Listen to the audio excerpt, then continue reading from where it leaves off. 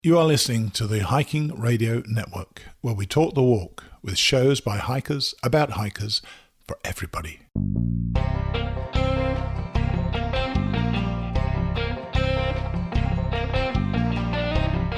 This is the Hammock Hangers Podcast, where we hang out and talk about everything from hammocks and hammock camping to the group hangs from around the country.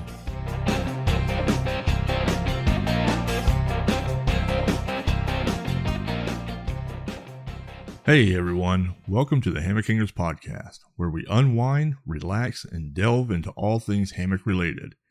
Join us as we swing into the world of hammocks, exploring tips and tricks for setting up that perfect hang, sharing stories of outdoor adventures, and discovering the latest trends in hammock camping and relaxation.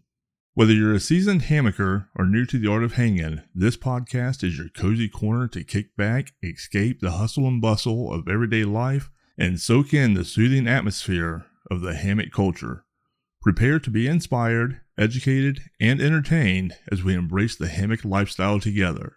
So grab your favorite hammock, find that perfect spot to hang, and let's embark on a hammock-filled journey that will leave you feeling refreshed, rejuvenated, and ready to take on the world. This is the Hammock Hangers Podcast, where every episode is a breath of fresh air. Let's get started. Howdy, hangers. Welcome to this week's episode of the Hammock Hangers Podcast. And ooh, buddy, we have a doozy for you this week. It's going to be a wild and crazy episode that I hope everyone takes their ADHD medicine because it's going to be all over the place.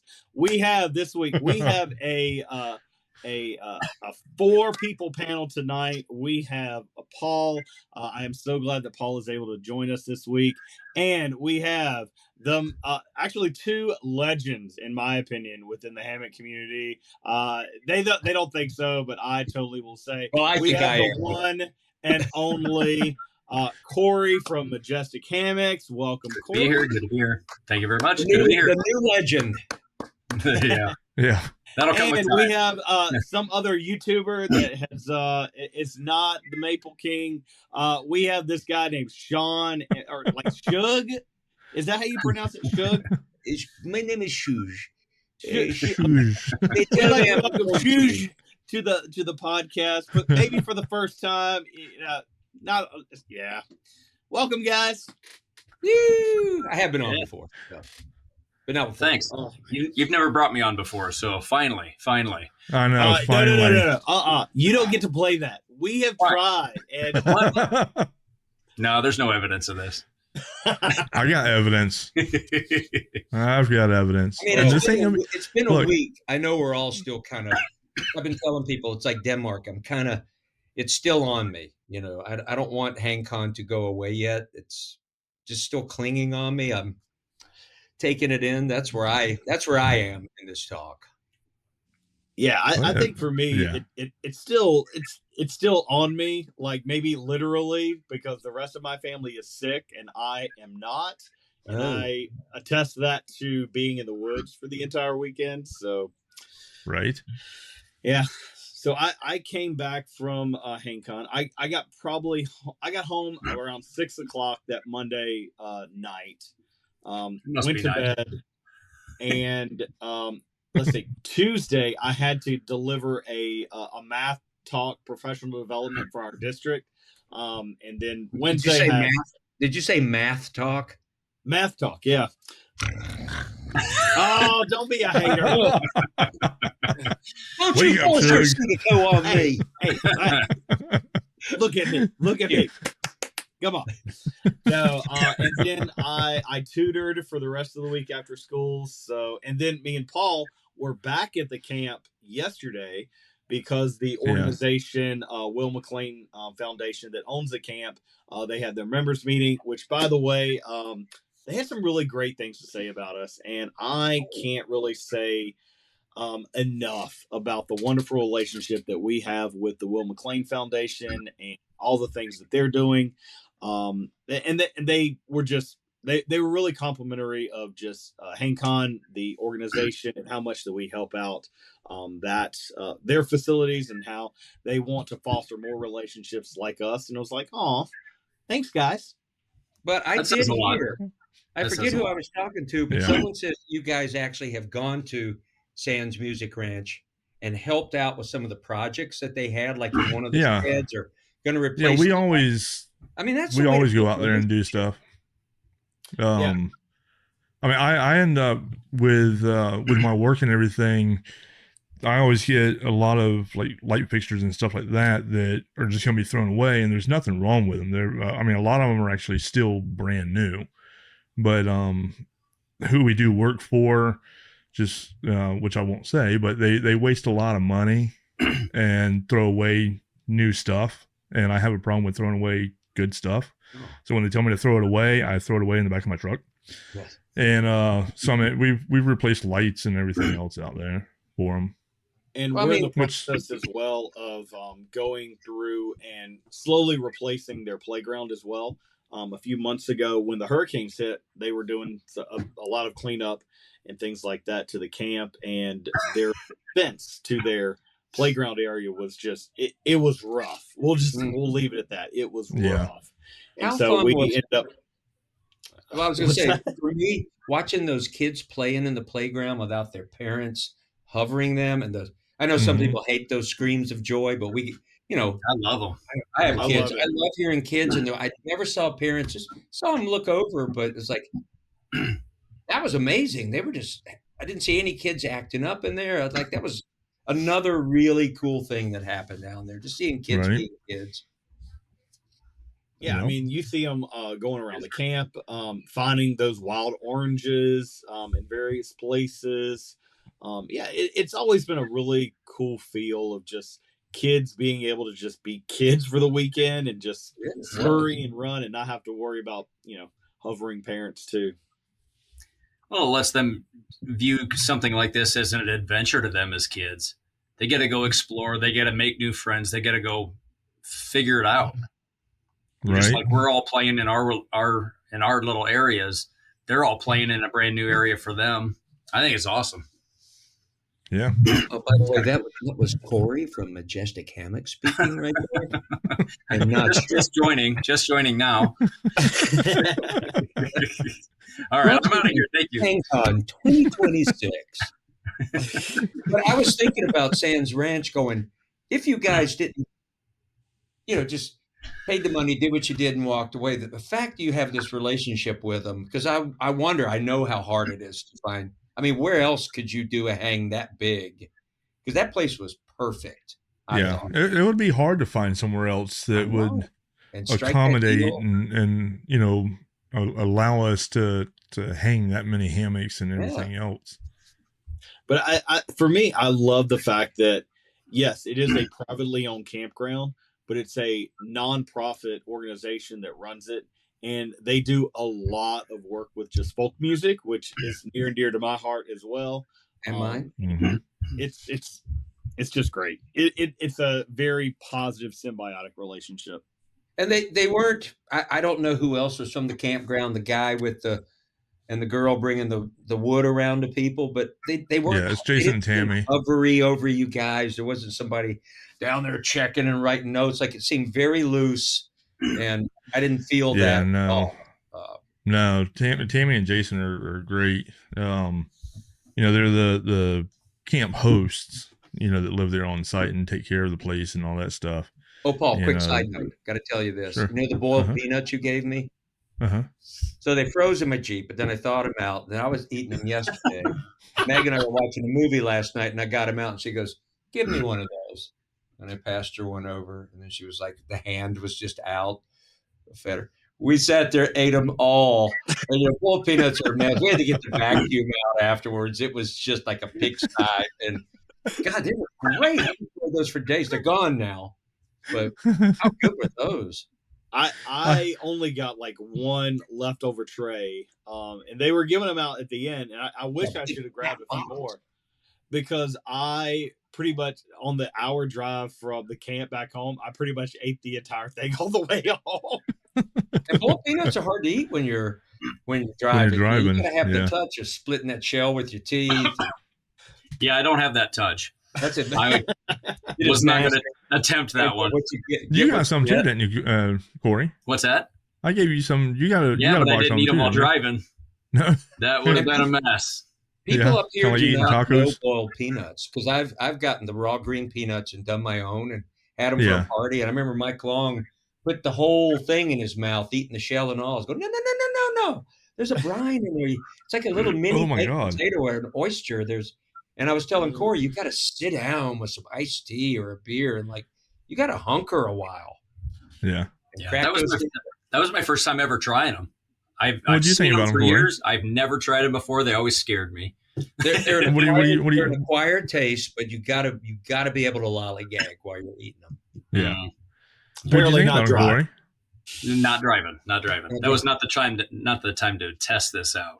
Right. What did you think about them? Did you eat all yours? Yeah. Okay. Just not while driving. See, I ate them in Alabama when I got stuck trying to get home during that beautiful snowstorm in southern Alabama there. Right in Nice. Ozark. It was nuts. So I had to hit a hotel for the night because they shut down all the roads in the counties around it. Like completely shut them down for 2 days on Tuesday afternoon as I was going through there. And I was selling survival peanuts. Yeah. And I So- just got through there because I was probably 3 hours, 2.5 ahead of Kory. Stayed back at Really? El Boca Yeah. Vista, and, whatever you did. But I just got through. It was really bad. People are off the road, and then it just ended. And Kory and I were texting, and it was like, oh man, they've shut it down. It hit hard and fast, and I was kind of trapped between two hills, I'll say, because coming out of Ozark, there's a hill with a stoplight at the top or whatever. So when the big trucks stop there and the light turns green, they try to get going. Well, the first one or two might make it through, but the ones that are still on the hill can't get any traction. So everything backs up behind them, and nobody could go anywhere. It was literally like a traffic jam there. Same thing going. Really? If I tried to go back south the other way to try to find my way around the town, everything was shut down. You were just trapped. I'm like, Really? you gotta be kidding me. Yeah. I didn't get home. Was it really that bad? It was bad. No. Well, it was ice first. There was probably 1/4 inch of ice, I would guess, Okay. and then probably 1/2 inch of snow when it was done, and I had to And it go. was a really wet blowing snow. Yeah, Okay. and then it was 5 inches or whatever on me, but it was a lot for down there, and they have no way to treat it other than dump sand on the road, and everybody's just kind of stuck waiting for the guy behind them or in front of them to get out of the way and move. Yeah. So the next morning I got out of there okay, but it pushed me pretty far back. I didn't get home till 3:30 on Thursday afternoon. Wow. Oh, wow. That was, Kory, that night that the night that you got stuck, I was well up the highway. And then there was that thing where the highway just comes to a stop. Yeah. Traffic is backed up. Like we were out of our cars looking down going, what is either a wreck? Really? It wasn't slow. And I went off in the woods to pee, and then I came back. One wise guy decided to turn around and go up the shoulder and said, I'm in. And we drove back up about 2 miles and went up the exit ramp and then got some podunk road and were able to pass this and get on. And then I got there right before Paducah. And then I hit ice again. The next day, I was 12 hours into my drive, and there was ice in the Wisconsin Dells, and people are flying off the highway. Had that for like 2 hours, but I made it just on the Jeep in the Jeep. But a little couple of butt crunchers in there on the drive home with the weather, and that's a long haul. But you're just pulling, please, weather, please. But no kidding. We didn't get that. Kid. Yeah, I've seen a lot of videos on like Instagram and stuff of some bad accidents because of the storm. Yeah, pileups and stuff. I mean, people just don't like down here. Well, especially they don't know how to drive it. They don't know how to drive it like at all. Yeah, they don't know how to drive in rain down here either. But right there. But anyway, I mean, it was price to pay to go to Silent. God bless you, Kory. Thank you very much. Your hair went woo out of your ears there. Hat back on. That's why I wear this. See, I want to know how long you're going to keep the hair going. I have not made that decision yet. It's been a year now. I don't know what to do with it. I don't know what to do with that. I didn't plan on making it this far. So, yeah. Like, what are you trying to prove? Like, you beat everybody at the fire station, haven't you? I know. I have nothing left to prove. I just don't know what'll finally look good on me. I've never found one that did yet. So, what are you going to do? when we see you wearing the man bun, I might take you to the side. Yeah. Listen, dude. See, I don't think the flannel shirt is matching the man bun. Yeah. Yeah. I think Shug will be on one side of you and I'll be on the other.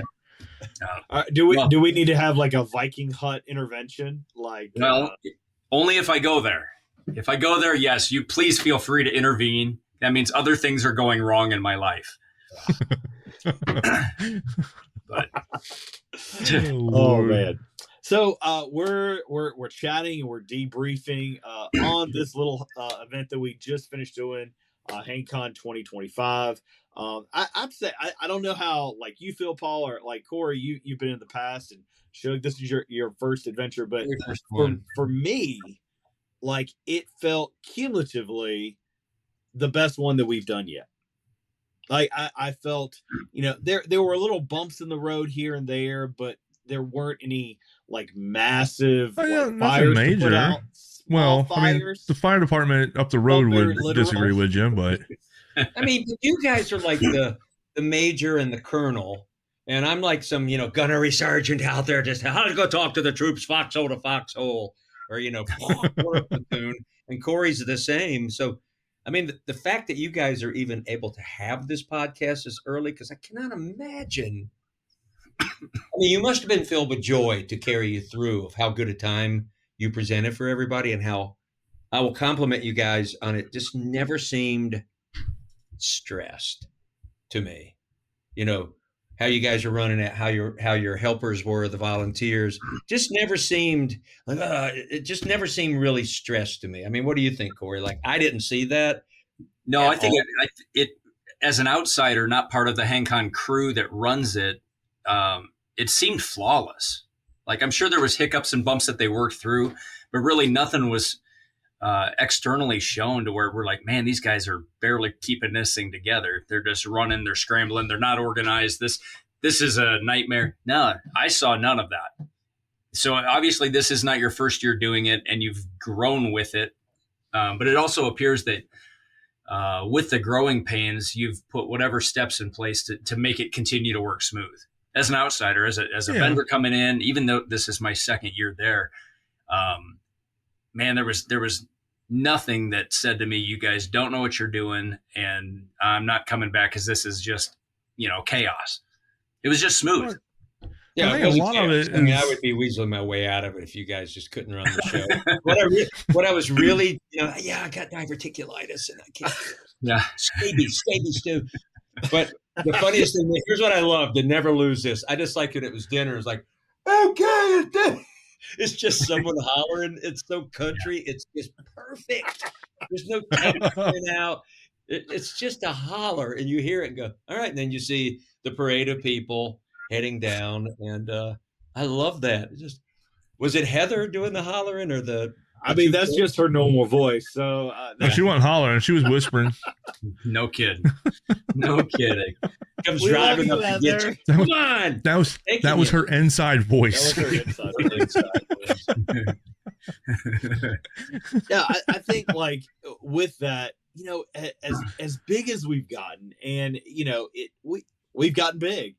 Yeah. I think me and Paul, like our overall goal has always been don't lose that little hang feel. Yeah. Right. Yeah. Even though there's 600 people there. Let me ask this then. How big is too big then? Have you thought through? I'm sure you've thought about it.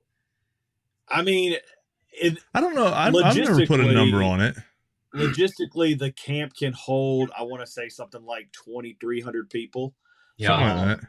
Now, I mean, the good thing is the bigger that we've gotten, and I think you kind of brought up a point, like you would think that would be more stressful for us, but in a way, the bigger that we've gotten, the less stress it has been.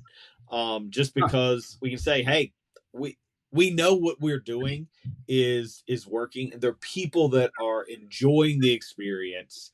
And they're coming back. The thing is, I mean, it don't matter, let's just go back to, our first year of doing it, AJ. We had 150 people in the midst of a global pandemic. Right. So, I mean, to me, it don't matter whether we have 150, 300, 600, 1,000 people. I mean, with the way that AJ and I plan and work things, it's to me, it's no different, the amount of people. I mean, it's the same. We take the same steps. Yeah. I mean, the more people, the more we just bring in, right, to keep it. We just have to buy more food and stuff like that. But I mean, the planning part of it, I mean, because from our first year that we done it was a little more chaotic, because we were transitioning from, the way that HangCon was to the way that HangCon is now. Yeah, you have to make it your vibe when you take right. And there was nothing at all wrong with the way that Timber and Gumbo ran it. It was still a great hang. It just wasn't the way that we wanted to run it and do things. And so after that first year, going into our second year, AJ and I talked, and I think I mentioned to him, it's like, okay, if we're going to do this and make it go as smoothly as possible, we need to look at this as being like a business, and each person needs to have their roles and what they do and everything, and we don't need 10 million people trying to jump in and do this and do this. We need organization and no chaos. Don't come early. Right. I mean, I think that's been like maybe one of the bigger things, because a lot of people go to these smaller events like, hey, I'll show up early and I can help. Yes, we appreciate that. We appreciate your go-getterness, but we're good. Like, right. Everybody has their job. I don't have time to explain or train you to the job. I just know this person, I can count on for the last 3 years. I know that they're going to get that done. Right. All we got to do is say, hey, I need you to do this. You do this, and it's going to get done, You guys are like, to me, like, I know it's not easy. And why on earth would you even take this on? That's a whole nother podcast. You're like Lars and Christian. I was talking to Lars in Denmark one time. I said, Lars, I know you kind of thrive on this kind of pressure, yet you're still relaxing. You're having a cigarette here, talking to your friend, but when the walkie-talkie goes off, you go to it. And he's like, my friend, I love the outdoor festival. Yeah, I mean, whatever you guys are doing, like Kory just said, I had this feeling, and this is a very important feeling to me. If I go to something, I kind of felt like everybody there, in a sense, and I had my back too. Like everybody, there was a sense of everybody watching out for each other to me, because I just was on my feet roaming around as an observer for the most part while you guys were working, and you were working in your hammock world there, Kory. It was like I sort of just got to observe people and see you guys in moments between things and the little meetings and the staff, and hang with your volunteers up in my area when they had 15 minutes and get to know them. And they were never shaken or bent out of shape. They were cool every time I talked to them. And I get why there's a fire guy now with Juan, like going, oh my, that is crazy fire. Right. That has to be controlled. You just can't have everybody going throwing logs on that. Throwing logs on it, right. Which, takes me back to what I was saying a minute ago. Juan, that's Juan's dedicated job is, and he loves it. He told me, he said, I don't leave till 4:30 in the morning sometimes. Right. You could tell that man, he loves that role, and he just loves doing it, working with you guys. I mean, that was. And see, none of the other crew will go over there and pick up any logs or anything and throw on that fire unless Juan says, hey, I need some help getting some logs and putting on there. Just like with Pooh Bear and Travis in the kitchen. It's those two guys. Those two guys are the ones that made every one of the meals. Two guys for 600 people. Okay. And nobody will go into that kitchen and put their hands in any bit of the cooking unless they ask.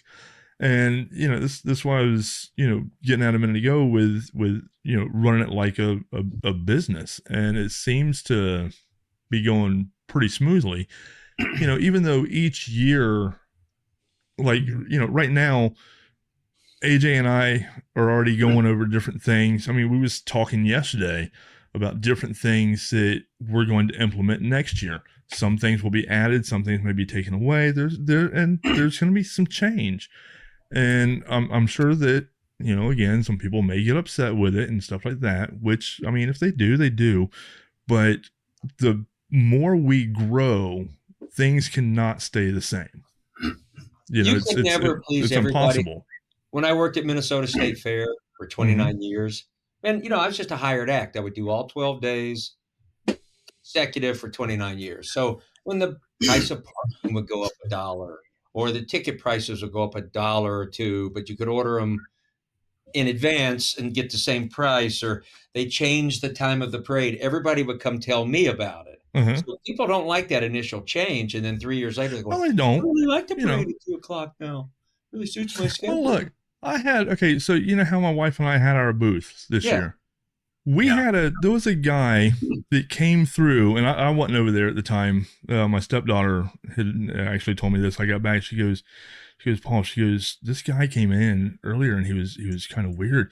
He had a video camera and he's going around and he's videoing, you know, the signs that you have with the prices and stuff, and says, you know, then he looks at the camera. He's like, well, I've got, you know, video of the prices. So if I come back next year, these prices better not be, you know, changed and blah, blah, blah. It's like, well, you know, if the prices go up for the material, I'm going to have to go up. Yes, you know? sir. So you're America's economic advisor. Right. You know, it's like, why don't you go tell that to as long as I get the stuff for the same, as long as I'm able to keep it the same price, it's going to stay the same price. I'm not going to just up the price.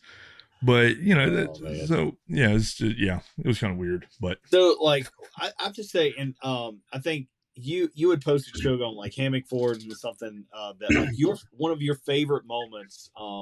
And I kind of have to agree that may have been one of my favorite Shug moments the entire weekend, was when we released the Kraken, when we opened the gates for people to come in. You guys were like going up the road and saying hi to people, and man, what better way to come into HangCon that year was seeing like maybe like being greeted by Shug of the hammock community. It's like, hey, how you doing? They had been sitting there, and I was thinking about doing it anyway, alone, just kind of doing a mosey up. I didn't know if I should ask for permission, or is it going to, I was certainly going to be aware of it slowing down the flow. So Juan was over at my sector 7 with me and Rune, and Oz came over, and it was the first day I met Oz, and he's filming, and then Rune was there. So, you know, Juan's sitting there and he goes, you know, we have 4 foreigners here. We have Puerto Rico, we have Grenada, we have Norway, and we have me, Northern Ireland. And he goes, why don't we let's pop on out there. I think Juan could tell I wanted to do it, and we all went out. Even Rune came with us, and Rune was telling me at one of our nightly debriefs at camp, he said, I didn't know if I should go or not, but I'm going, Rune, I don't know where your position now is in Hangs, but you're kind of you're in, just keep ruining. And so Juan, you know, you're one of the foreigners. Come on. So it was really fun. It energized me. And you could just see people smile. And some of the people going, I don't know who Shug is. I just want to get in. So it was a great moment. I was totally re-energized afterwards. And I don't know. It's a long wait. If someone did it to me, if I was at Disney World and one of the characters came out and, you know, Cinderella, one of the ones without heads, and welcome to Disneyland or Disney World, I'd be like, yeah, man, you know, all right, good for you. I will be writing you in my little debriefing when they send me the script. What did you think of it? Cinderella was out there greeting us. I'm going to say, man, I never really liked that movie, but I'm all in now. Always more of a Snow White or, you know, Ariel, because that's my daughter's name, but I'm Cinderella, going back to revisit it. You'll always be Cinderella to me now. I have the frock. So you mentioned like the Minnesota State Fair. So you come to an event like at HangCon here or HangCon Europe where people know who you are. How is that maybe different than going to the Minnesota State Fair where you perform for years and people know who you are there? How is that vibe different for you? Or well, is it? There they come to see my show. And what happened was, way Minnesotans, so I'm a comedy juggler. Have you ever heard anybody, I'm so excited to go, they have a comedy juggler. And we jugglers know that. We want to be the point man. First man on stage, set the mood, we're already home by the time the last act goes on. I don't do final bows. I'm opening the show. I'm setting the tone. I can crack this crowd. Now it's up to you next act to ease in and get your vibe going. So I love that. But what happened in Minnesota was people would be sitting out there when I started my show, just taking a break in the seats, their feet up on the back. And I come out and start. You can just see them going, oh, please, no, don't let this be happening.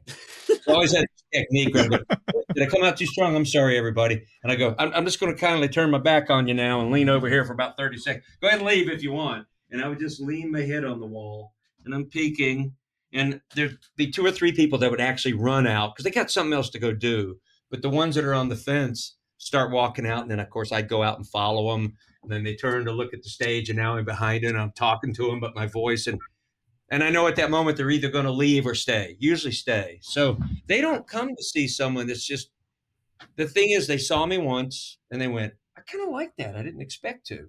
And then they'll come back to the 5 o'clock show and watch it again and go, oh, I liked it. He's on our list. And I'm on their list forever because Minnesotans are creatures of tradition at the fair. Like if it's the pork chop on the stick or they're a pronto pup person over a corn dog person, as long as I don't disappoint them, they go, this is our 18th year. We all come to your 12:30 show. Our family comes in from Sleepy Eye. We all meet and watch your show, and we all disperse for the day. And then we all come to the 5 o'clock show. And I'm like, yeah, I see you guys. Could you guys try to be a little more alive on the 5 o'clock? Could you turn your mic down?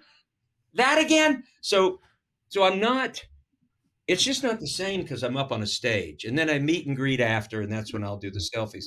This was the power of YouTube, right? And Kory had asked me this up at Del Boca. He said, well, you know, what's your expectations of this? And I go, I guess kind of like Denmark, just avail myself to the people. And, you know, I had a few vendors always going, hey, you want to come over and check this hammock out? I said, you know, actually, that's not what I'm here for, because then I'm going to have to take the time to go get in it and spend some time where there's people, I could always see people waiting to talk to me, which is an honor. So I said, I'm just, like I kept saying, I'm Pluto at Disney World. I will just avail myself to that. So it's a different thing when people are coming to watch this, where they see me on I don't know why I keep doing that with my hands, but they're seeing me on a computer screen instead of live in person on a stage.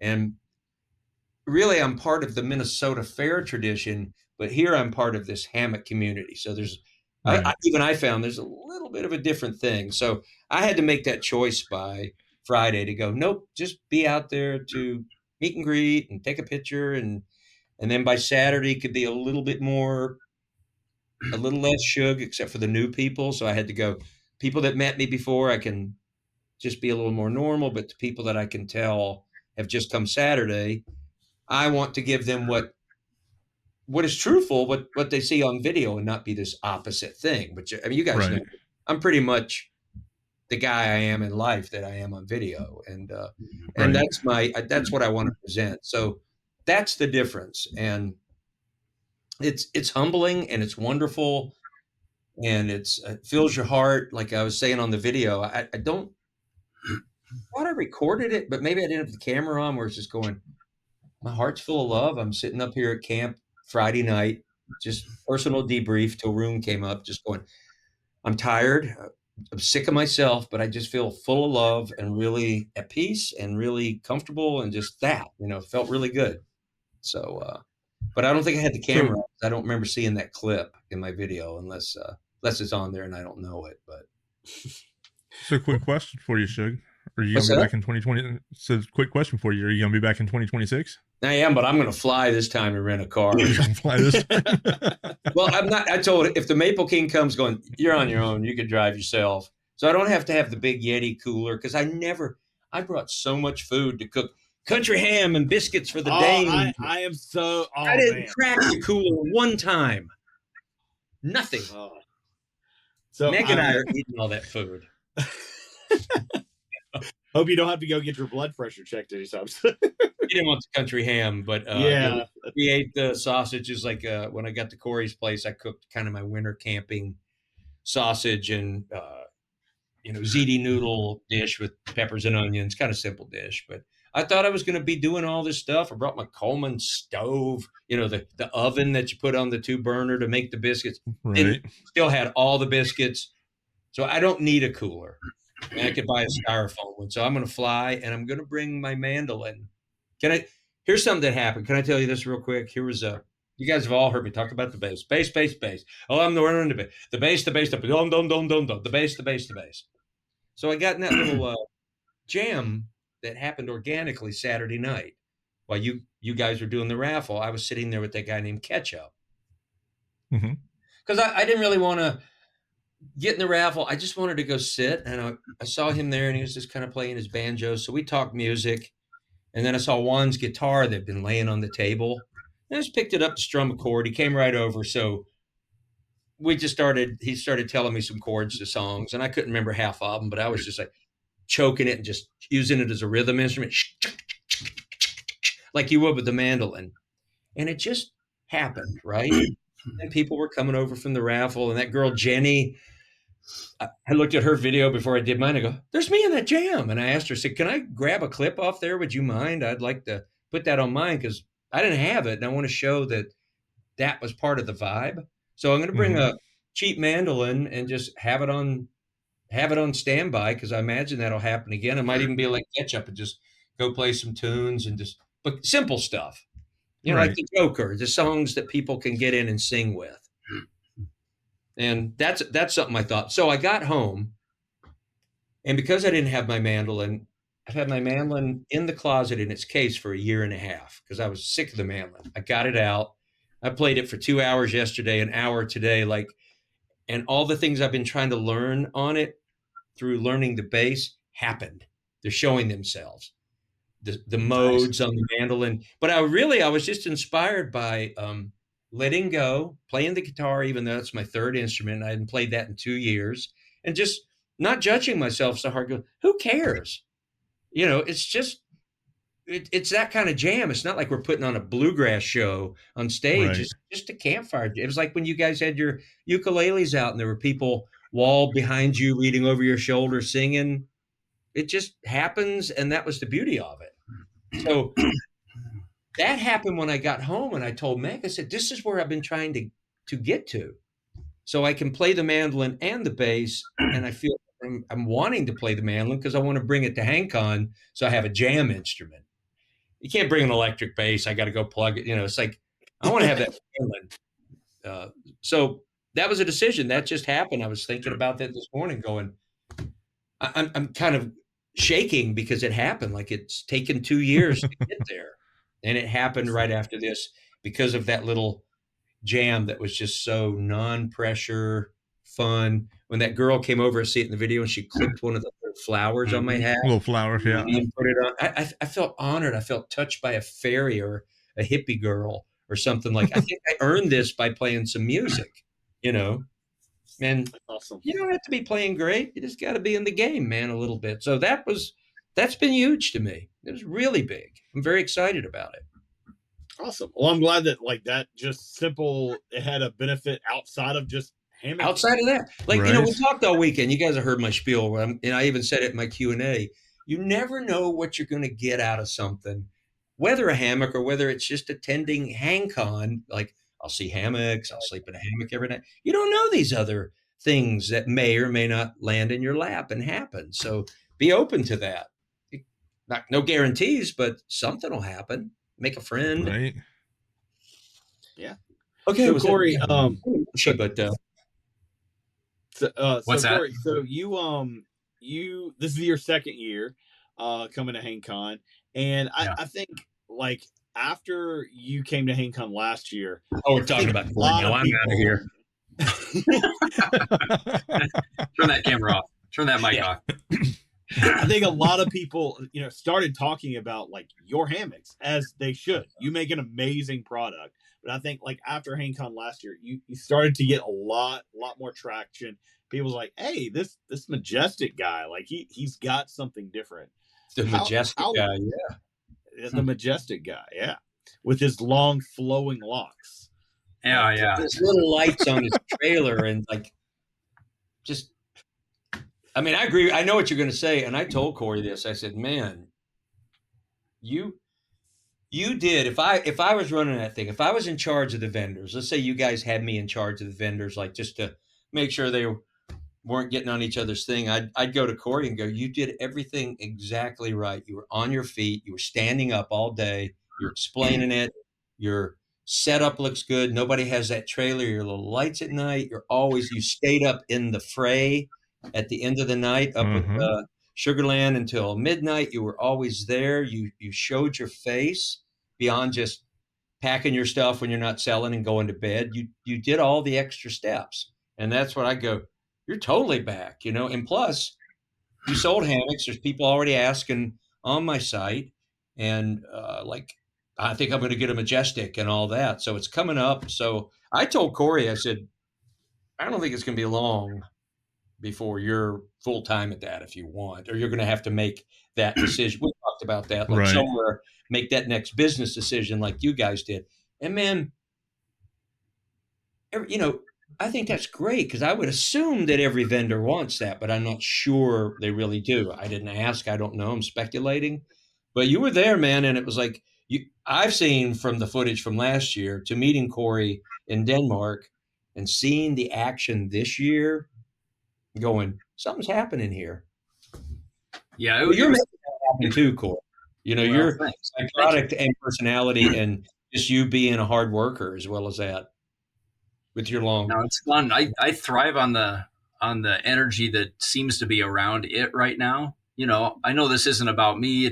It's bigger than, I don't know. It's bigger than just a hammock that I've made or designed or built over the years. So I do try to be really humble on it. I have no idea exactly where it'll go in 5 years or 10 years or anything, but it does seem to be. I can help you with a 5-year plan if you want. What's that? So I can help you with a 5-year plan if you want. Go bigger, right? You might have a plane in those 5 years. Give them the smoke.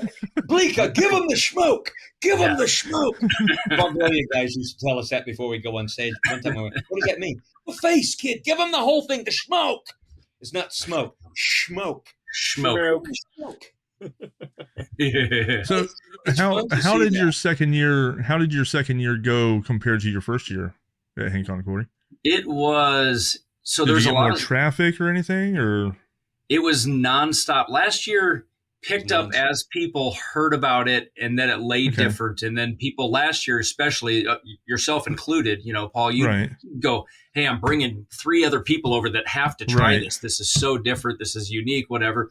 So last year it kind of built over the days as people would hear about it, because I was brand new to everybody last year, which is great.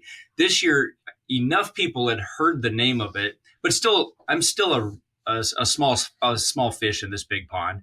The Majestic still isn't, widely known, widely used, because it's still, I'd say, in its infancy of where it may go.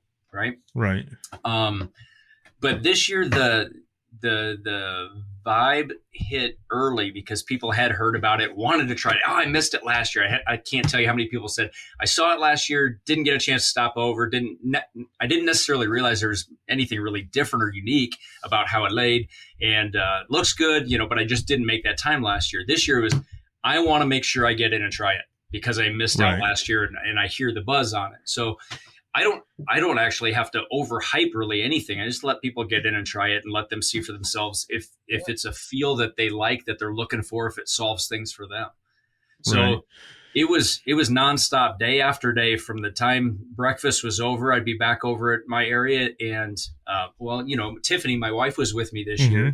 She was just a great asset to have. Was as people were trying them, I'd be talking with them. She'd be talking to other people that were standing around waiting, and he'll be ready. You can try him here in a minute. I can get you face to face with Kory. That's right. Well, you did never stop, and I'll tell you what impressed me watching that guy Sean's video, R Wild or whatever, which he interviewed you for a pretty long interview, and you didn't seem to be just repeating your same old spiel.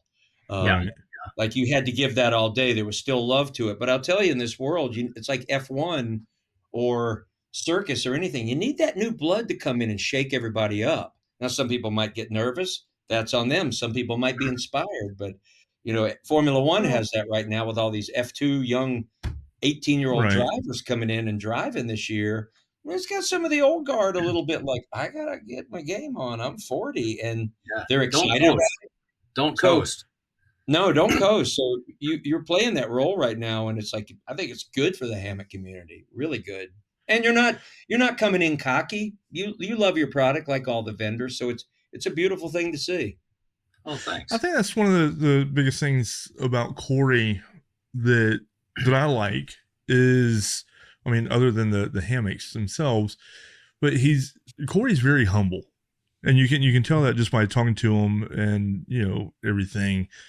He don't have an arrogance to him like some companies do out there and stuff, and I love that. You guys hang out with us in Denmark, Paul and AJ, you guys carry that nice humility too, where it's just totally right. It's a charming thing to have. People get, I think sometimes with humility going, no, it's not you're sort of giving up. You're honest and open, and people will appeal to that rather than go, I've got the greatest hammock yet. Come over here, and it better be if you say that. But I've been around Kory long enough now to go, no, I believe what I'm seeing from him and seen it enough. Before last year, whenever Kory, first came down to HangCon and everything, and I met him, I had seen his website, and I think I'd reached out to him, a couple of years prior too.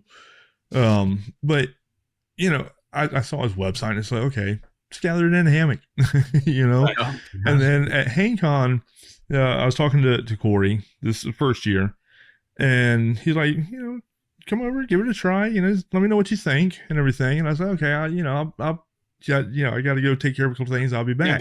I'm busy, kid. And I'm busy. It was probably the next day I finally made it over there, and I laid down in the hammock, and I was like, oh my God, he's not lying.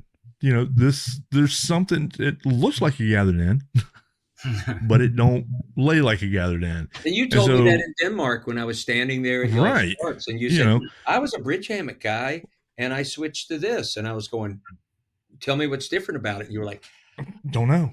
I really can't tell you the specific thing. It's just very comfortable. And right. But I remember, after I laid in it, I got up and I saw Britt. I was like, you got to come check this hammock out. I was like, you got to come lay in this hammock. He goes, why? I was like, just do it. He goes, it's a hammock. He goes, I've laid in hammocks before. I was like, I understand. Yeah, come here. Don't resist here. Just come here. Yeah, just come on. And so Britt goes over there and he lays down in it. I think Britt got he laid down in a 10.5, I think. I think so. And so he laid down in it, and it was just like, he's like, oh my God. Right. And then Kory told him it was a 10.5. And then he was like, no. He goes, are you serious? And I think he ended up ordering one from you. Well, I either ordered one or you had one. I had some last year with me that I hadn't fully assembled. So I had the bodies there. I hadn't put them all together yet.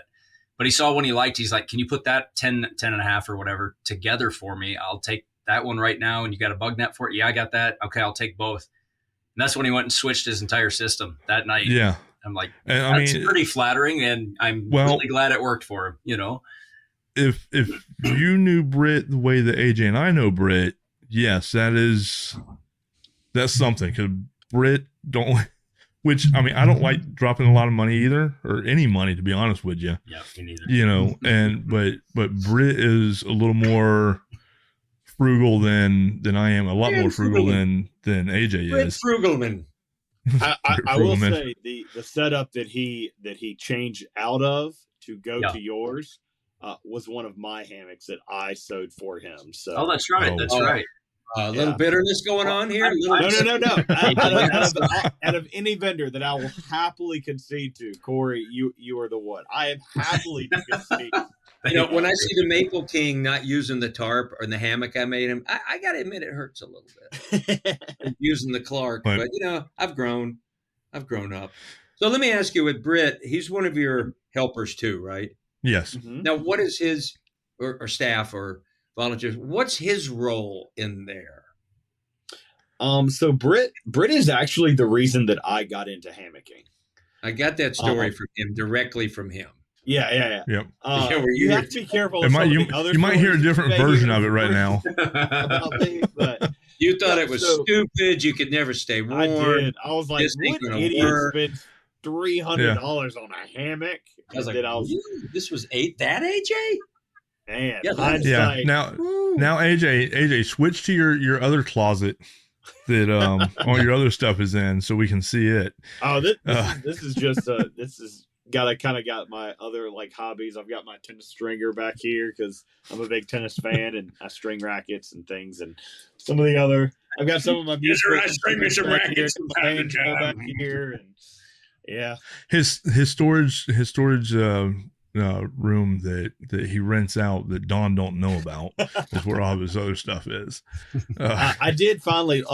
Matt Waterboy came over today to drop off some of the stuff that I had him take home from HangCon. So we have filled up the shed with stuff, and my garage looks a lot clunkier than it did before HangCon. So, but it's a lot of stuff. It's a lot of stuff. Right. Can I ask this question right here? And Kory and I spoke about this, but I don't think I've ever asked you guys. So I have a lot of hammocks, and from my hammocks, I have sort of 2 or 3 that are kind of, I would call my podium hammocks, right? They're the ones I'm going to grab first. Mm-hmm. And I thought about them, and I go, okay, for me, a little bit of it is, a little touch of it is my relationship maybe with the vendor or their sticker, or there's some tie like that. Plus, I kind of have an emotional attachment to equipment. But, and I'm kind of like that with my bases, but I guess I don't know what I'm asking here. But do you guys have the same thing where maybe you have 7, 8 hammocks, but some just like 7 or 8. Come on. That's cute. Okay, 12 or 14. Okay. My bridge hammock sits there like a car I take out every 5 years because I feel like I have to, and I enjoy it when I do. But it's in the lineup, but it rests way in the back. Yeah, I have 2 hammocks that I grab now. And that's it. Just 2. Just out 2? Of all my other ones. So, like for me, it boils down to like what type of trip I'm going on. Sure. Okay. But yeah, like I still take my my bridges when I go out a lot. For me right now, the kind of go-to, depending on, you can flop your feet out like that. That is the nice thing about bridges. You don't have to angle them to the side. You can just go bloop. Yeah, I can just like flop. It's like country bear jamboree. I'm gonna throw these big feet right out like that. Just the biggest thing for me, like as of late, is just I despise fighting with an underquilt, and that was one of the biggest things for me going to a bridge where like it's 4 points. There's no other adjustments. Like there's only 4. And this year, like you have I've actually a redneck troubled underquilt. If it's fighting you like that, I'm gonna get you in the middle of the night. Son. Like, but like I give you a wet willy. Nothing worse than that. I used the a quilted chameleon a lot this year, and I have a superior gear that I used at HangCon this year, and gosh, I really like the insulated hammocks, but again, I completely agree with you on the gear that I'm taking may have some in part to the relationship that I have with the people. Like, for example, I have one hammock that is extremely special to me because Jason from Walhalla, he made it for me. And it's not just that Jason made it, Jason is one of my favorite people in the hammock community, definitely top 5. But I got it. I bought the fabric from a gift certificate that my mom had given me right before she passed away, and I remember getting this this Starry Night printed fabric, and I said, I really want to do this and make it for me, but I know somebody that could do a much better job with this, so I gave it to Jason, and he devised. Yeah, this. he done an awesome job on that. And I almost like I love taking it out when I do it. When we go out west, that's always in there. But it always in the back of my mind, I'm like, gosh, I don't want anything to happen to this particular one. So I kind of treat it with kid gloves. But a lot of times he just puts it up just to show, and then he sleeps in something else. Yeah, I want people to see this. I want to see It's great that you have that kind of attachment to that. And I had never met Jason before this. Here's my read on Jason. He kind of came over to me with his nice Southern, kind of soft-spoken sort of Southern. Should we have a minute? And if you get a minute, come check the hammock. But we went beyond that, and I'm thinking, I don't know. I didn't know who he was. So then I put it together. He's with the South Carolina people. Go, oh, he's Jason from Walhalla. And then I watch him. Him and Mr. Mock are a lot alike. They're real laid back, but they're both making drinks, walking around, having the meat parties. Mr. Mock's got all his friends. He's always on. He's making his little chocolate drinks. Like they both got these motors. It just kind of rides down here. In fact, if I ever make a movie, I might want to write a movie about a mafia thing, and I want Jason to be the head mafia guy. When you bring him in, but you're a dangerous man. It's like when Philip Seymour Hoffman would just do a scene with rage, other people throwing stuff around, and he would just go, that's his anger. I'm just dropping. Right. Now. So I would cast him in that role because I kept going, that guy's got a motor. He's everywhere.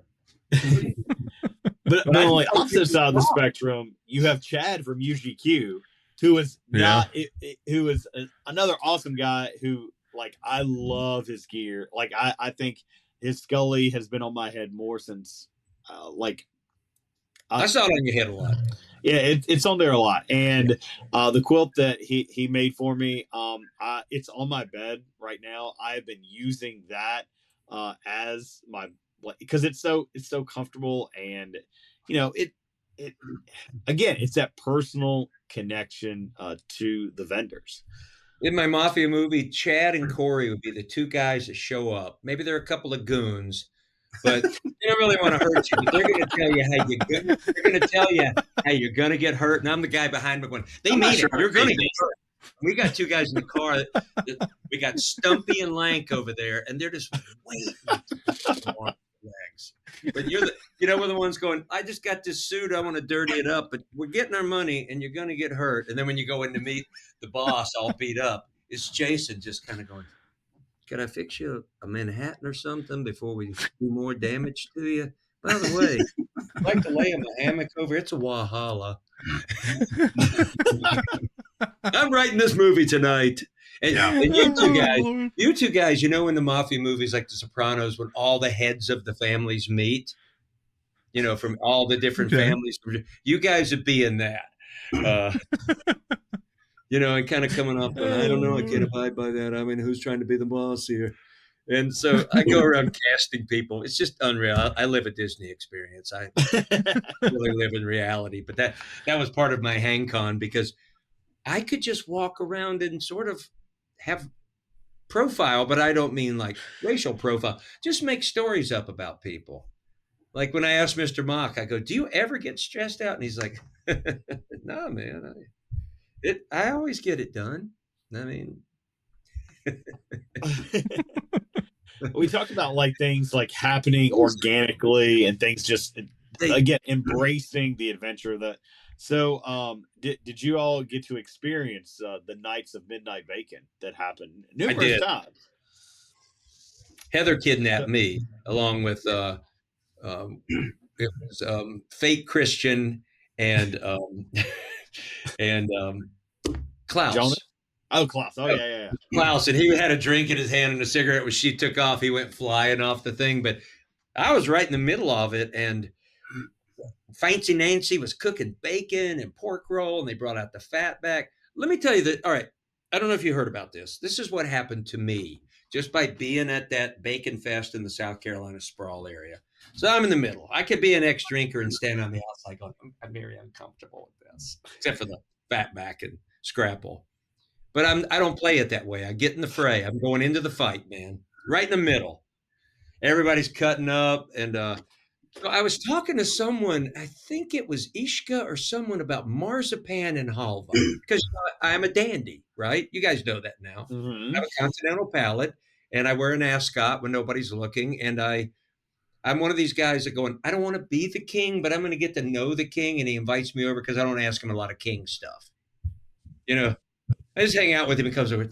You know how hard it is being king. I know. I watch you go. Just get in there. That's your job. Your crown's tilted. Right. Flap your little robe down and get over to your crown. I'll be over here taking care of the buffet.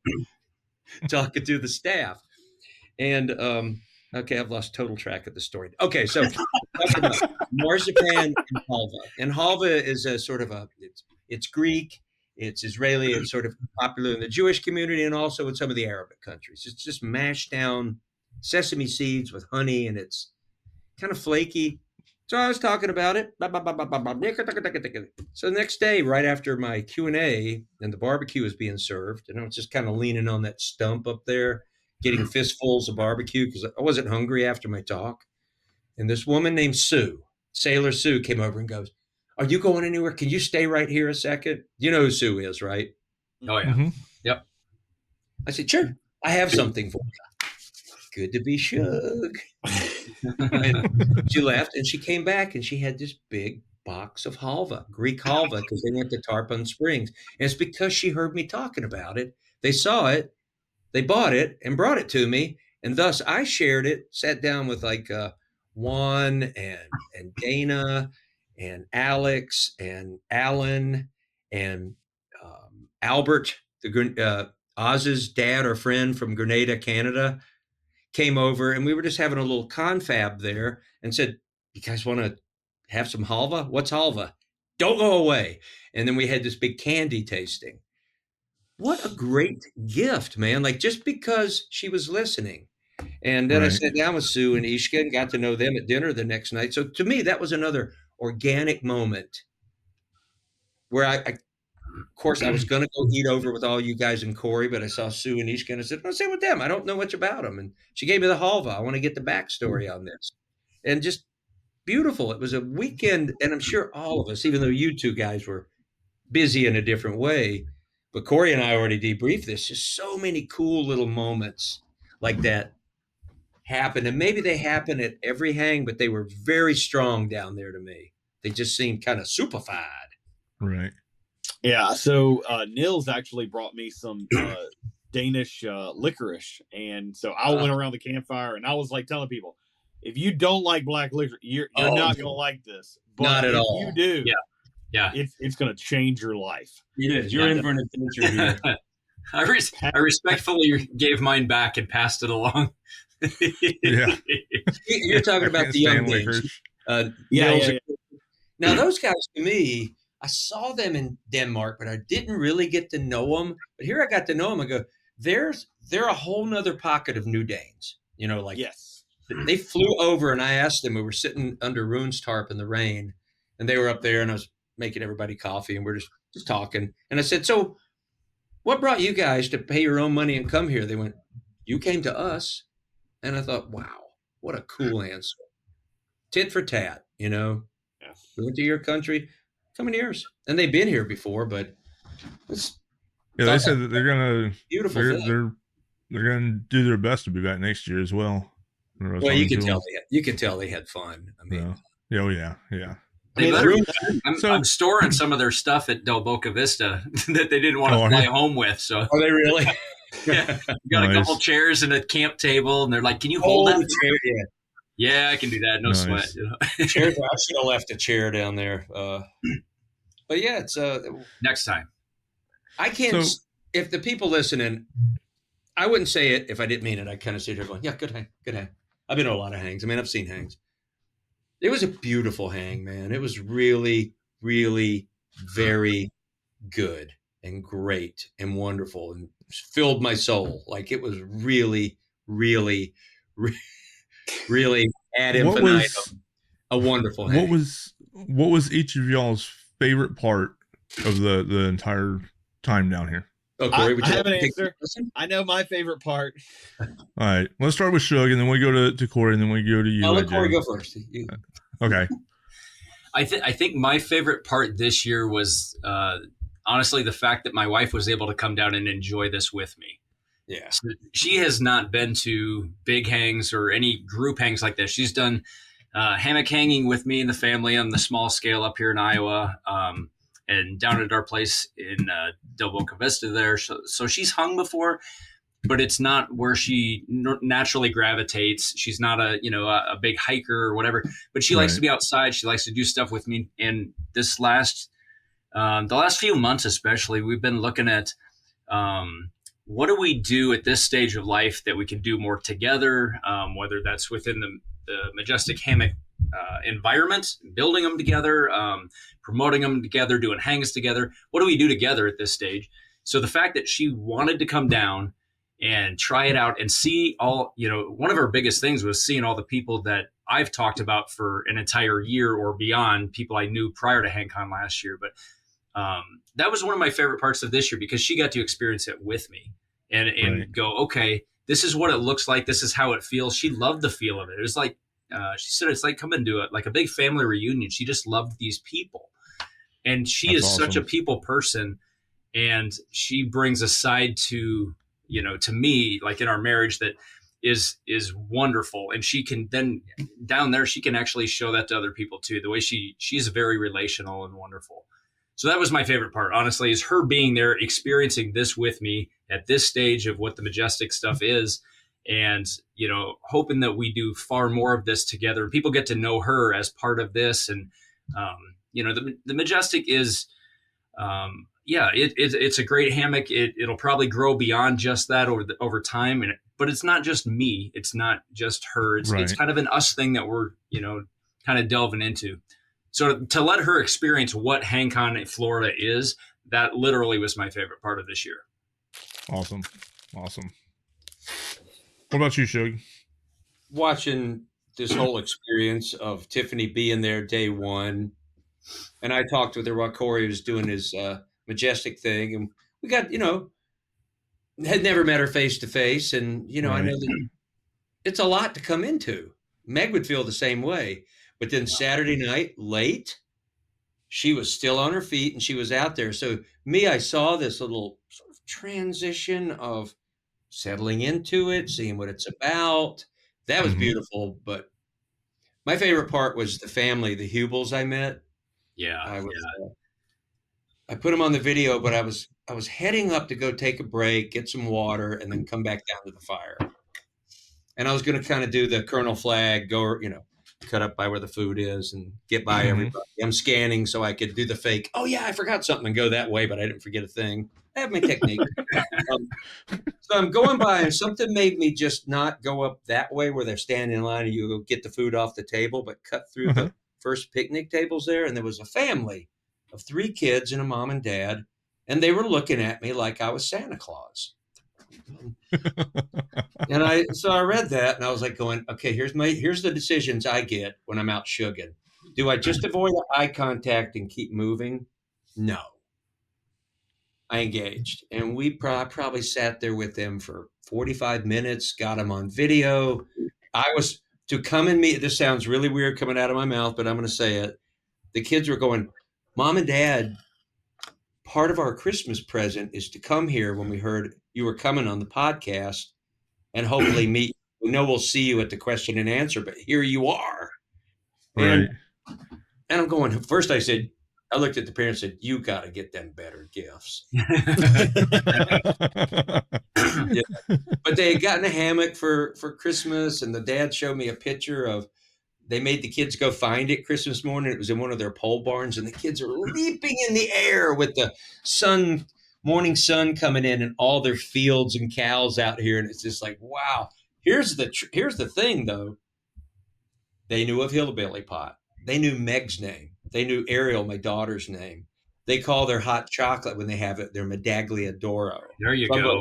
This family watches. Yeah. They watch everything. So I sat down and spent some time with them. It's on the video, that little encounter.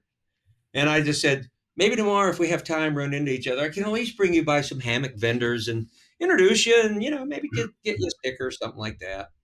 Well, Mr. Mock, I told him the story, and right away he went,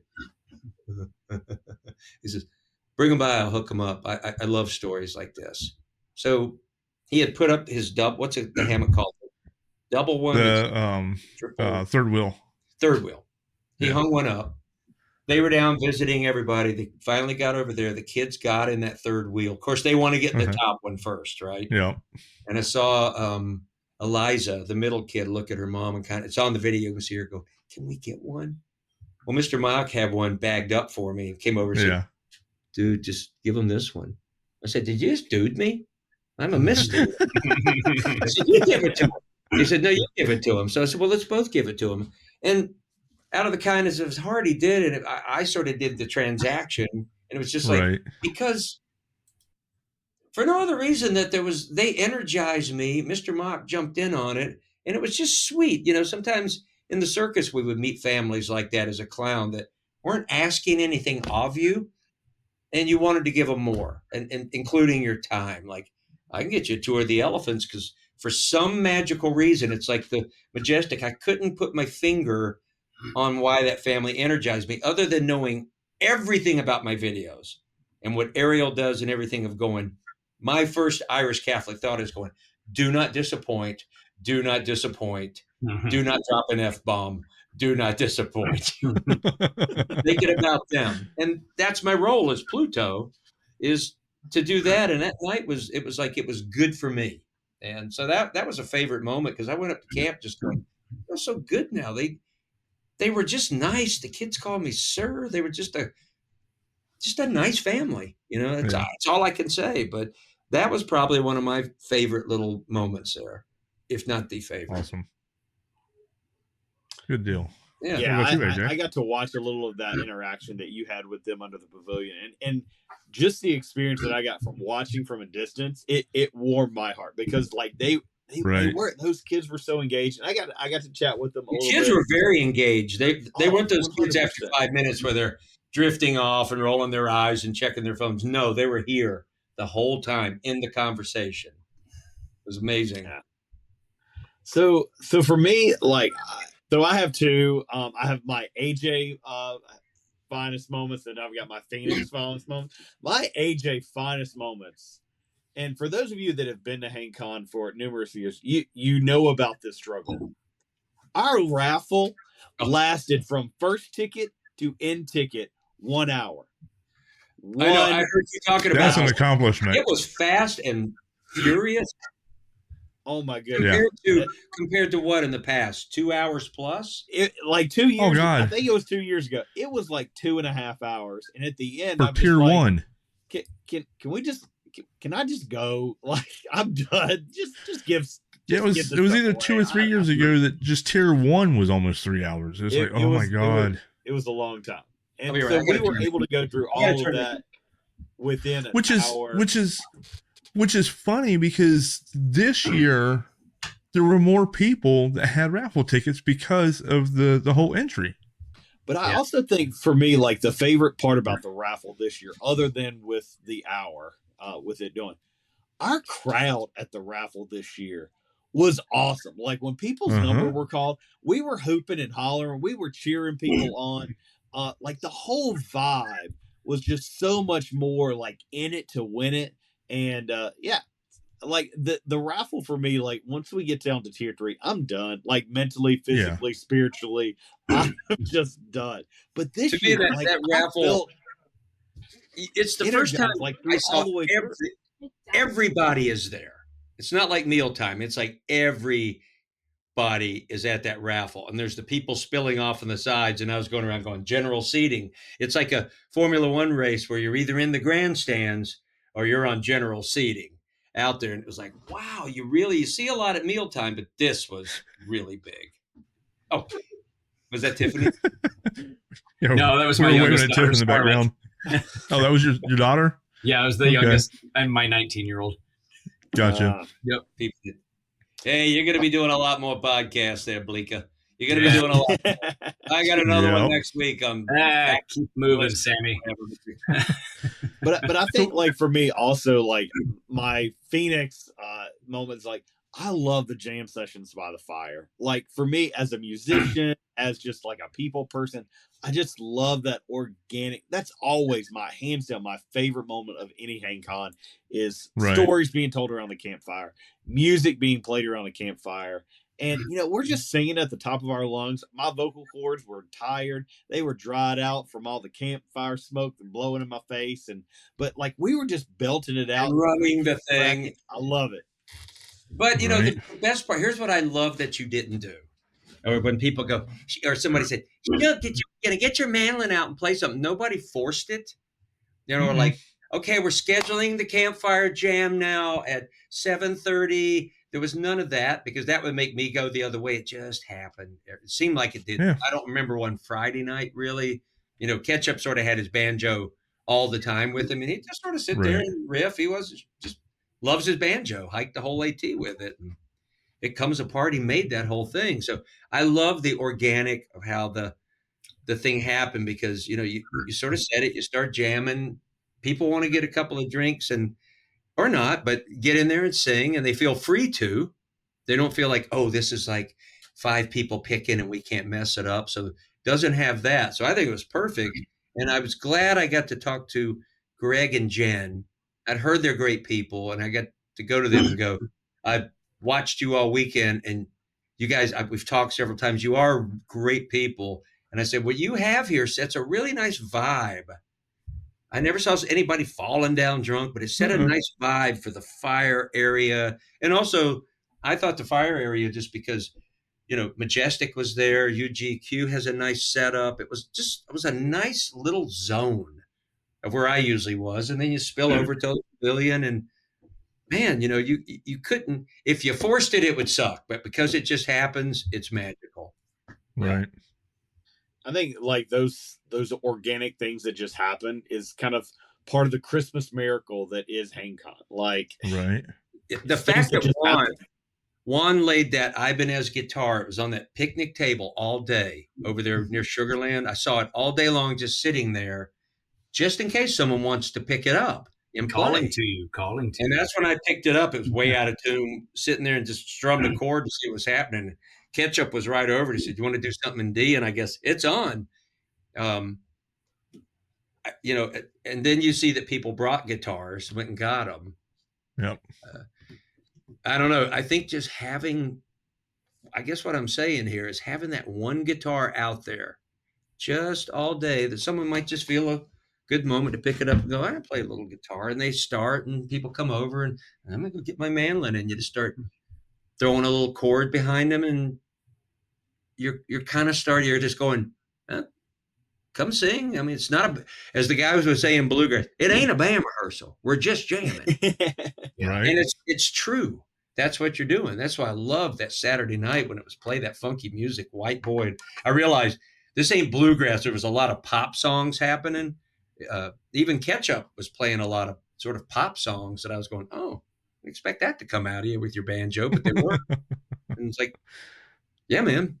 It's just overall, I just couldn't see it. Don't change anything that you're doing other than those little tweaks you were talking. Because the vibe, it's like my wife's circus school. You know, we sit down and we do our little underachieving business meeting once a year about it. And I go, Meg, why is your school, you're a nonprofit, but you're always have a profit. Why do you have so many people that stay for so long? We have kids that start at 5 and they don't leave until they graduate college. Why? Wow. Why is that? Because Meg has kind of created a community there. And I know that word sounds corny, but it's a sense of community.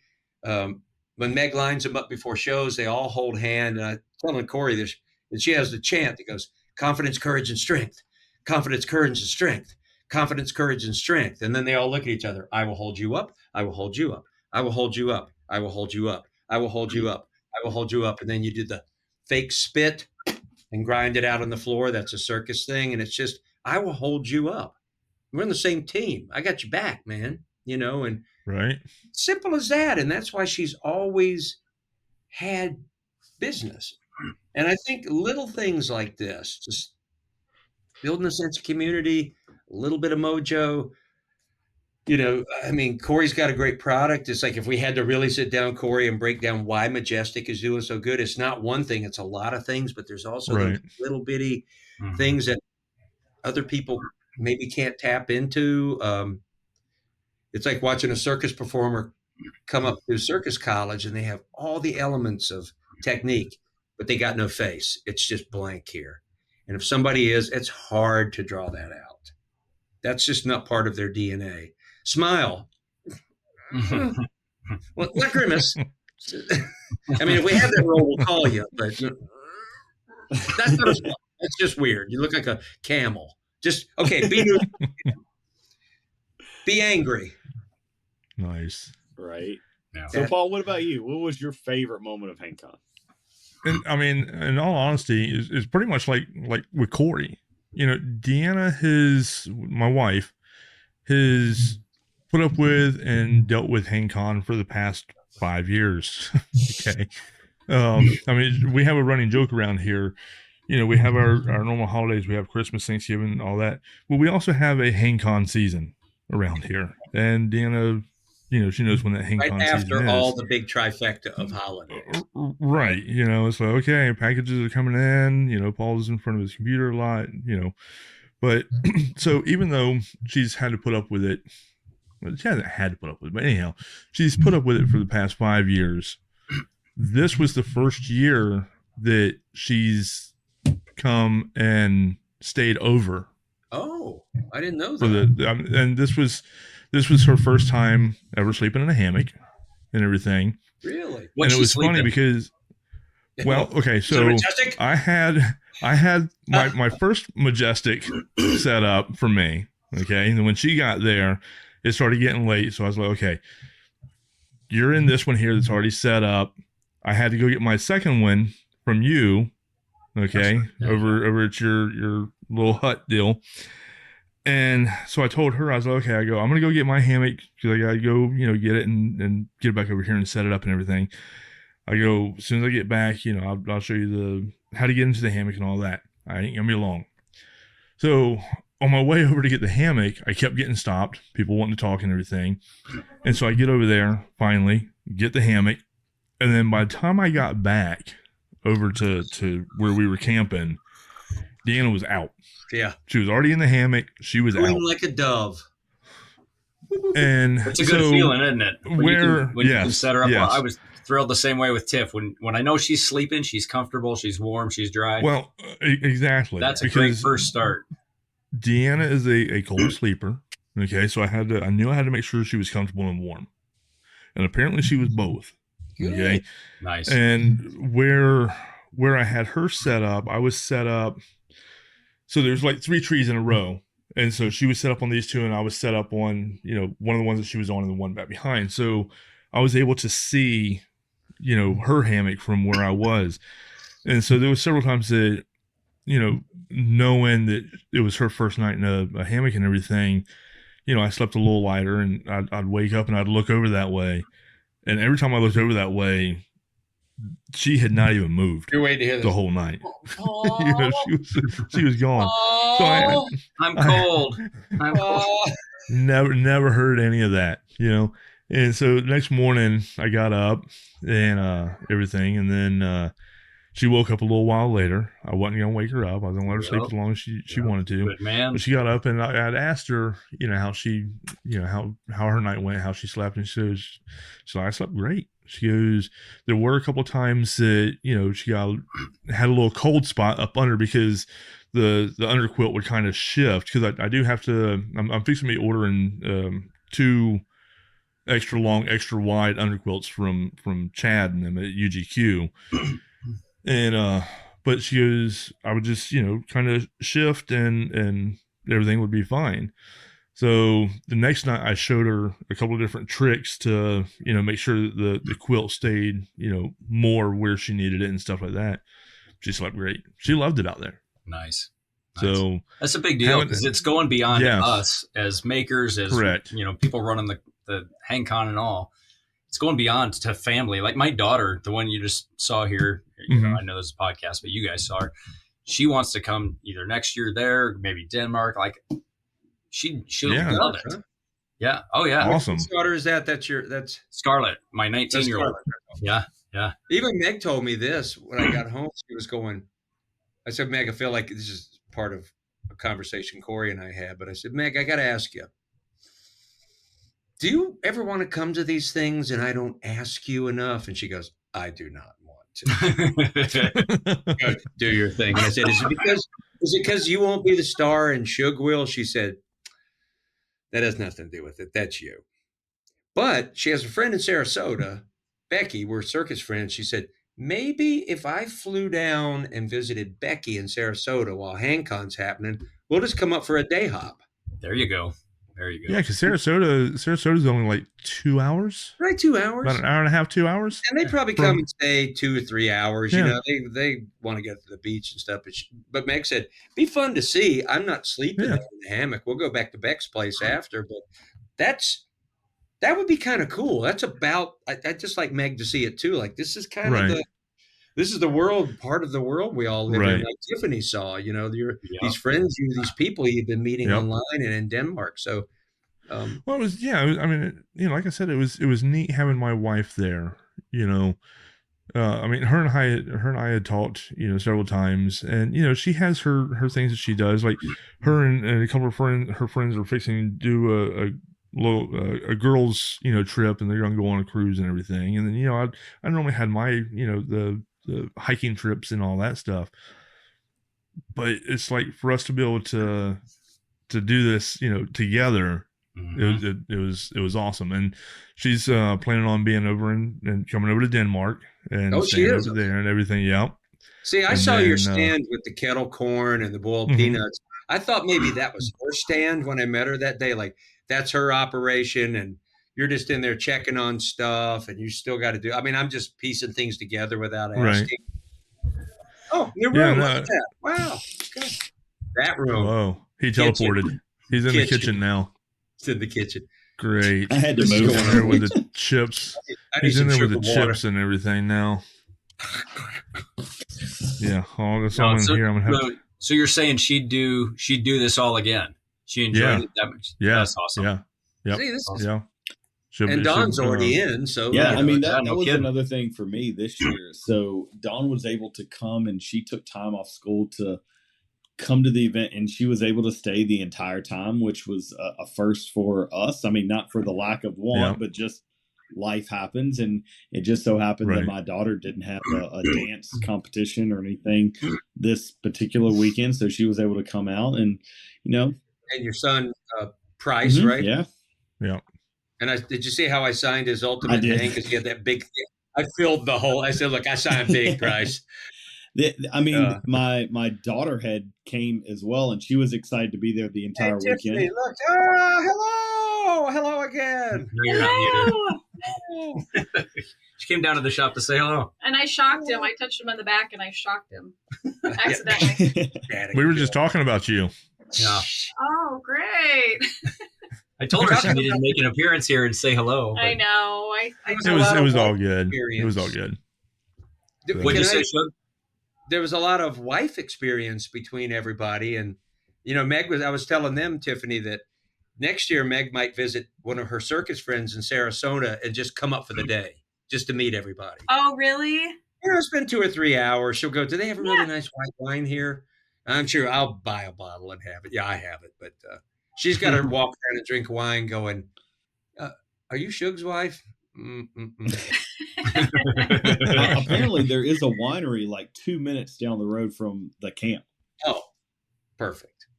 Oh, wow. But, so I wanted to ask, because of your wives coming, AJ and Paul were saying like this HangCon for some reason how did you say it was your favorite or was one of the best? And for me, as far as like the time that we have ran the event, this was hands down my favorite year. So do you think it's because Dawn was there that time? Your wife got great. Tell me your name again. My wife? Yeah, you did. Deanna. She got great sleep in the hammock, and it was there. Did that is that part of the reason? It might be. I mean, I think it's probably a part of it and everything. Yeah, I think it's definitely just a sum. There were really just great pieces to the puzzle this year. Yeah.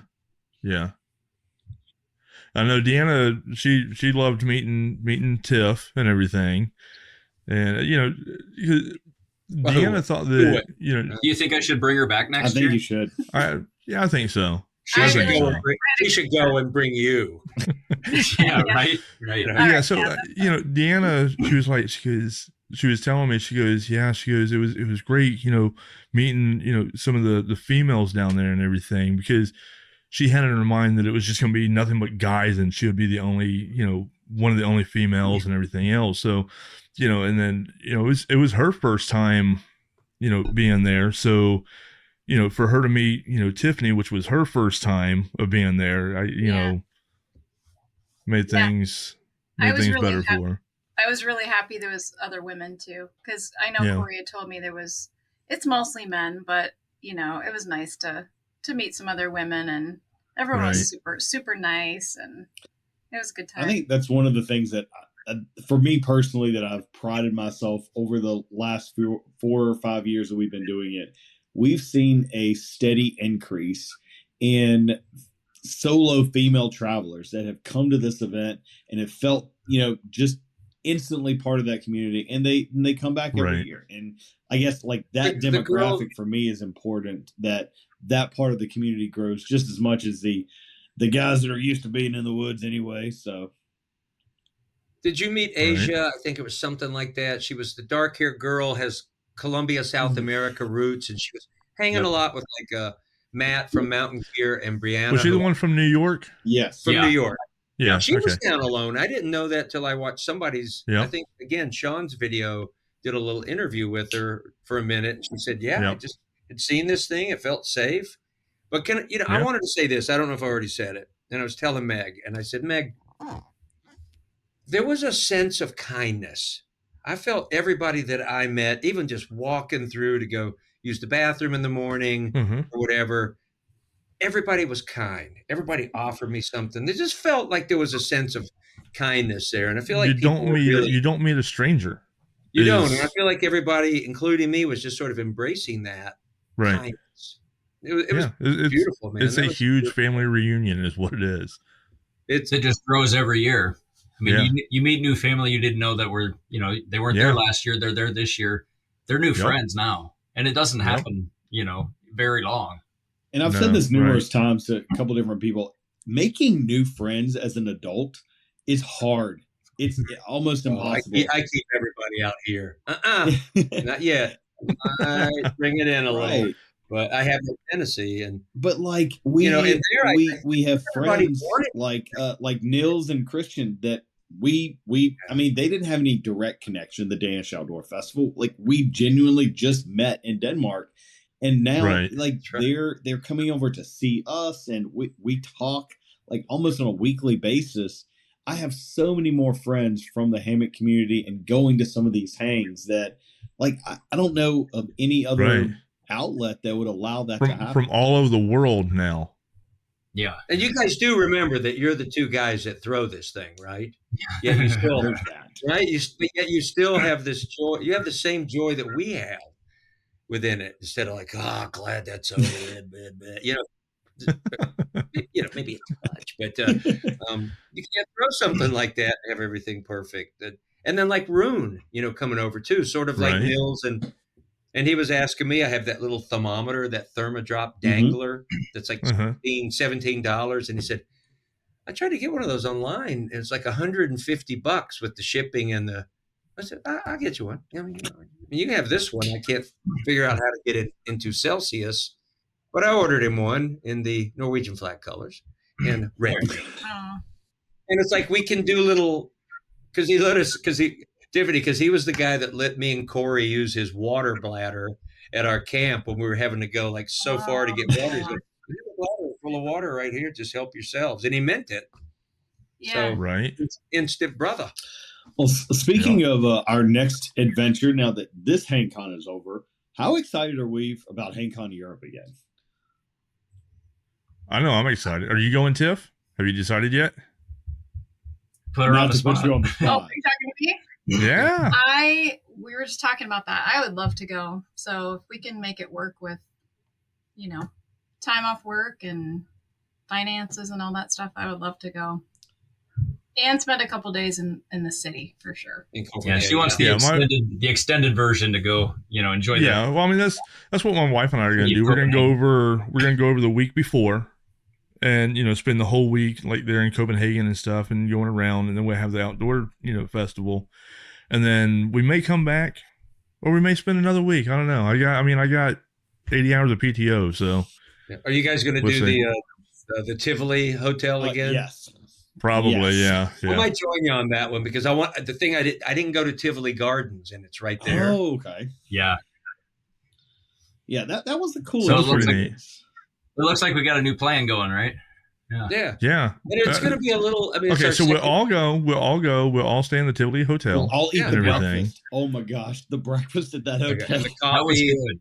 You know, There's the coffee thing. my going on. wife will be there. Tiff will be there. So they can Yeah. have their My wife. ladies' day or whatever. That way they're not having to put up with us. Right. That sounds super fun, honestly. I Have a little Well. ladies' day out. I think we talked about like a few times when last year. Like, yes, it won't ever be the same as it was the first time, but I'm just as excited, and I'm excited for whatever new thing that it will be this year. And again, I'm just going to lean into the whatever happens, happens. Hearing Lars come up and go, the woman that owns the stately home, she's married to a duke. She's just a real person. Let me hug you. I love you. Kory did a nice invitation to him too. But I'm excited to go there. It's a beautiful location. And I go, all right, we're either going to be in the trees over here or the trees over here. It's going to be beautiful. And we've already done, like, a lot of people, I know for me, being Shug, that now a lot of people have met me. So next time they'll be go, yeah, we don't need a selfie. I met you last year. But I don't know how that'll be. We've already sort of broken the ice. And I know on my YouTube channel, there's a group of 4 or 5 Irish guys flying over because they saw my video last year, and they're bringing me a Victorian sponge, or as we call it in Ireland, a jam cake, the sponge with the little raspberry with the buttercream top, and it's just what the Queen eats. Nice. But Kory, Sounds remember good. we were talking about this. Our last day there, we met all those Danes up there with the big flag, and we met Nils with the cowboy hat and the woman from Danish alone. So on my new video, a guy commented, I could tell he had a Danish name, and he was saying he's enjoying his Majestic Hammock. So I went and clicked on his site, and there it is, him setting it up. And he was one of the guys in that group when we took I the know. picture. Yeah. Black hair, glasses. Yep. So that was kind of cool. Like, that was this group of other Danes that we met the last day that were like the wild Danes or the camping Danes. I'm very excited. It's going to feel a little bit easier. The suitcase is going to be different. There will be no is. suitcases. The rolling duffel. Still trying to think about maybe bringing a mandolin to that. I don't know yet because I didn't ever see any jams, but somebody there has to have a guitar or a drum or. Well, if not, bring it and get it started. I'll just sit there like the banjo guy. There you go. Just play some riff and, nothing too complicated. Like, everybody keep it down. I'm going to play this one for you. No, just sort of noodle them in. Playing. I don't know yet because I probably will have candy to bring home, and I'm going to have to weigh those options, but I'll definitely bring 2 bags. But You could leave your mandolin for one of them over there. Just bring one. I could just leave it like they do. Just keep it here in case I come next time. Or this until next year. And I'm buying a $200 one because I don't want to bring even to HangCon my $5,000 Northfield. Right. I don't want something I can pass off to somebody or leave out like Juan does, and not worry about that. But yeah, so much that I can't wait to see the grounds of that place. They're amazing. Yeah.